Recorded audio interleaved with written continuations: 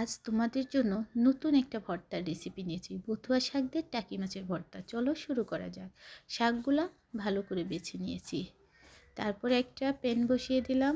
তারপরে দিয়ে দিলাম কয়েক টুকরা রসুন, কয়েক টুকরা পেঁয়াজ দিয়ে ভালো করে শাকটাকে নেড়ে চেড়ে সিদ্ধ করে নিতে হবে। দেখো শাকটা কিন্তু সুন্দর মতো সিদ্ধ হয়ে গেছে।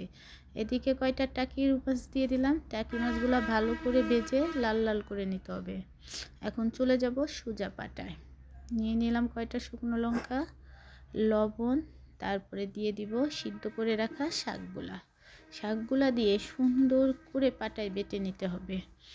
বেটে নিয়ে তারপরে ভেজে রাখা টাকি মাছগুলা দিয়ে সুন্দর মতো আবারও বেটে নিতে হবে। তারপরে ভালো করে মিশাতে হবে। দেখো শাকটা সুন্দর মতো মিশানো হয়ে গেছে। আমার ভর্তাটা কিন্তু রেডি। এই ভর্তাটা এতটা মজার, তোমরা না খেলে বিশ্বাস করবা না।